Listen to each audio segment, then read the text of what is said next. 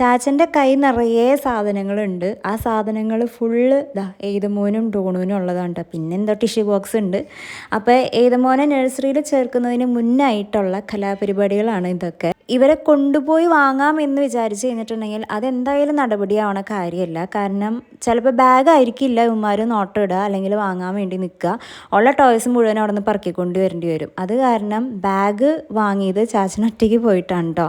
ബാഗാണെന്ന് കണ്ടപ്പോഴത്തേക്കും ചെക്കന് ഭയങ്കര സന്തോഷമായി. പിന്നെ വേറൊന്നും അവൻ്റെ കണ്ണിൽ പെടുന്നുണ്ടായിരുന്നു.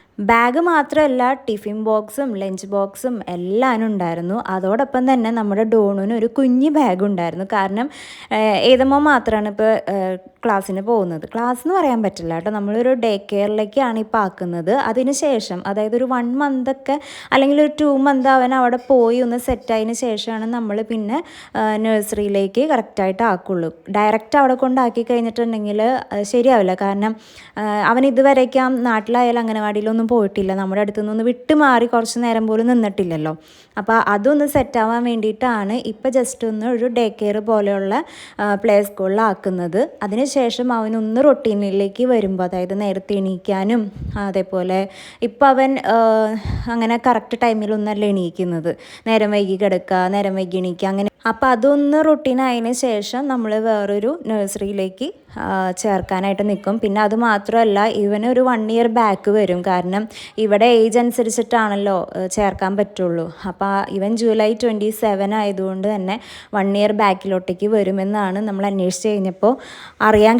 അങ്ങനെ മൊത്തത്തിൽ പോകാനായിട്ടുള്ള, നമ്മളിപ്പോൾ ഡേ കെയർ ആണെന്നുണ്ടെങ്കിലും കൊച്ച് പിള്ളേരുടെ ഒക്കെ ഇടയിൽ ഇങ്ങനെ പോകുന്നതാണല്ലോ. അപ്പോൾ അവന് ആ സ്കൂളിൽ പോകുന്ന ആ ഒരു സെറ്റപ്പിൽ തന്നെ ബാഗും ടിഫിൻ ബോക്സും ലഞ്ച് ബോക്സ് എല്ലാനും പൗച്ച് എല്ലാനും വാങ്ങിച്ചു കൊടുത്തിട്ടുണ്ടായിരുന്നു ചാച്ചൻ. അതൊക്കെ കിട്ടിക്കഴിഞ്ഞപ്പോൾ ചെക്കനും ഭയങ്കര സന്തോഷമോ നാണോ എന്തൊക്കെയാണെന്ന് അറിയില്ല, എല്ലാം കൂടി വന്നിങ്ങനെ. അതോടൊപ്പം തന്നെ ആ കുഞ്ഞ് ബാഗ് ഡോണും കൂടി ഇട്ട് കഴിഞ്ഞപ്പോൾ ഡോണുവിനും ഭയങ്കര സന്തോഷമായത്. ഡോണു ചാച്ചൻ പറയുന്നുണ്ടായിരുന്നു ചേട്ടൻ്റെ എല്ലാനും കഴിഞ്ഞ് കഴിയുമ്പോൾ ഡോണുവിന് കൊടുക്കണം കേട്ടോ എന്ന്. അപ്പോൾ സെക്കൻഡ് ഹാൻഡ് ആണ് ഡോണുവിനൊക്കെ ഉപയോഗിക്കാൻ പറ്റുള്ളൂ എന്നൊക്കെ പറഞ്ഞ് ഞങ്ങൾ കളിയാക്കായിരുന്നു. ചുമ്മാണ് കേട്ടോ. എന്തായാലും 2 പേർക്കും പുതിയത് എല്ലാവരും വാങ്ങുള്ളൂ. ഒരാൾ യൂസ് ചെയ്തത് എന്തായാലും അടുത്ത ആൾ യൂസ് ചെയ്യാനായിട്ടുള്ള ഇട നമ്മൾ ദൈവം അനുഗ്രഹിച്ച് വരുത്താതിരിക്കട്ടെ എന്നാണ് നമ്മൾ പ്രാർത്ഥിക്കുന്നത്. അങ്ങനെ 2 പേർക്കും ബാഗ് കിട്ടിക്കഴിഞ്ഞപ്പോൾ പിന്നെ 2 പേരും തോളത്തുനിന്ന് ഇറക്കുന്നില്ല. കുഞ്ഞായിരിക്കുമ്പോൾ നമ്മളും അങ്ങനെ തന്നെയായിരുന്നല്ലോ. പുതിയ ബാഗ് പുസ്തകമൊക്കെ കിട്ടിക്കഴിയുമ്പോൾ പിന്നെ അതിങ്ങനെ സ്വപ്നം കണ്ടിങ്ങനെ കിടക്കും. നെക്സ്റ്റ് ഡേ അതൊക്കെ കൊണ്ടുപോകുന്നതും വലിയ ഷൈൻ ചെയ്യുന്നതൊക്കെ. ഇതേപോലെ തന്നെ ഇപ്പോഴത്തെ പിള്ളേരും. അതിൽ മാത്രം വലിയ മാറ്റം. ഇനി സ്കൂളിലൊക്കെ പോയി കഴിയുമ്പോഴത്തേക്കും ചെക്കൻ കുറച്ചും കൂടി ഒന്ന് ഒതുങ്ങുമെന്നാണ് നമ്മൾ വിചാരിക്കുന്നത്. ഇപ്പോൾ ഒതുക്കത്തിന് വലിയ കുറവൊന്നുമില്ല. ഇടയ്ക്ക് പിള്ളേരുടെ കുസൃതികളും കുറുമ്പുകളും ഉണ്ടെന്നുള്ളൂ കേട്ടോ. അപ്പോൾ ഇതിൻ്റെ ലോങ് വീഡിയോ നമ്മൾ ഇട്ടിട്ടുണ്ട്, താല്പര്യമുള്ളവർക്ക് കാണാം. അപ്പോൾ അടുത്ത വീഡിയോയിൽ